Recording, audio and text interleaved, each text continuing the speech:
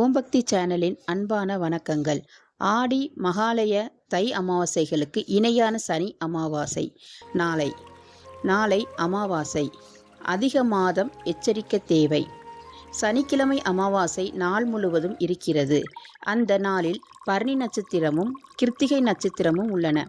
இப்படிப்பட்ட அற்புதமான நாளில் காலை 8:30 மணிக்கு மேல் உச்சி பொழுதுக்கு முன்பாக தர்ப்பணம் செய்ய வேண்டும். வீட்டில் தர்ப்பணம் கொடுப்பவர்கள் அரிசி, வாழைக்காய் போன்றவற்றை பிறருக்கு தானமாக கொடுத்தல் அவசியம். இயன்றவர்கள் அன்னதானம் செய்தல் சிறப்பு. இந்த நாளில் செய்யும் தானம் தர்மங்கள் பன்மடங்கு நன்மைகள் கிடைக்கும். ஆண்டுக்கு ஒரு முறையோ இருமுறையோ வாய்க்கும் இப்படிப்பட்ட அபூர்வ அமாவாசை தினங்களை தவறாமல் பயன்படுத்தி கொண்டு முன்னோர்களின் வழிபடுவதன் மூலம் வேண்டும் வரம் பெறலாம். ஒரு மாதத்தில் ஓர் அமாவாசை மற்றும் ஒரு பௌர்ணமி திதி வரும். 3 ஆண்டுகளுக்கு ஒரு முறை ஏதேனும் ஒரு மாதத்தில் 2 அமாவாசைகள் வரும். இப்படிப்பட்ட மாதங்கள் சிறப்பானவை. சாந்திரமானம் எனப்படும் சந்திர நாட்காட்டியின்படி இதை அதிக மாதம் என்பார்கள். அதாவது சாந்திரமானப்படி அமாவாசைக்கு அடுத்த நாள் ஒரு மாதம் பிறக்கும். அடுத்து வரும் அமாவாசையோடு அந்த மாதம் முடியும். அந்த வகையில் வரும் தமிழ் மாதமான வைகாசி மாதத்தின் 2ஆம் நாள் மே 16 அன்று அமாவாசை வருகிறது.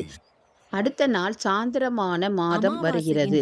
இதற்கு அடுத்த அமாவாசை தினமான வைகாசி 31ஆம் தேதியோடு ஜூன் 14 அந்த மாதம் முடிவடைகிறது. சரியாக சொன்னால் இந்த ஆண்டு சாந்திரமான மாதங்கள் 13. இதை தமிழ் மாதங்கள் ஏதேனும் ஒன்றில் 2 அமாவாசைகள் வருவதை கொண்டு எளிமையாக அறிந்து கொள்ளலாம். இந்த மாதத்துக்கு மல மாதம் என்றும் பெயர் உண்டு. மலம் என்றால் அழுக்கு. மனதில் உள்ள அழுக்குகளை எல்லாம் போக்கிக் கொள்ள உதவும் மாதம் என்பதால் இதற்கு மல மாதம் என்றும் சொல்வார்கள். இந்த மாதமானது புரட்டாசி, ஆடி, மார்கழி மாதங்கள் போல் வழிபாட்டுக்கு உரியவை என்கின்றன. இந்த மாதம் முழுவதும் நாம் இறை வழிபாடு செய்ய வேண்டும். இந்த மாதத்தில் தினமும் அதிகாலையிலேயே நீராடி சூரிய வழிபாடு செய்தால் ஆரோக்கியம் மேன்மை அடையும் என்கிறார்கள். இந்த மாதம் மந்திர ஜபங்கள் செய்ய அவை சித்தியாகும். இப்படிப்பட்ட புண்ணியமான அதிக மாதத்தில் திருமணம் போன்ற சுபகாரியங்கள் செய்ய வேண்டாம் என்றே வலியுறுத்தப்படுகின்றன ஞான நூல்கள். அதற்கு காரணம் இறை வழிபாட்டுக்கே முக்கியத்துவம் என்னும் போது பிற விஷயங்களில் செல்லக்கூடாது என்பதுதான். அந்த வகையில் இந்த மாதத்தில் வரும் 2 அமாவாசைகளும் முக்கியத்துவம் வாய்ந்தவை. முதல் அமாவாசை சனிக்கிழமை வருகிறது. பொதுவாக சனிக்கிழமைகளில் வரும் அமாவாசையை மிகவும் உத்தமமானது என்பார்கள். ஆடி அமாவாசை, மகாலய அமாவாசை, தை அமாவாசைக்கு இணையான பலனை கொடுப்பது சனி அமாவாசை. இந்த நாளில் பித்திருக்களுக்கு தர்ப்பணம் கொடுத்தால் அதன் பலன் பன்மடங்காக கிடைக்கும்.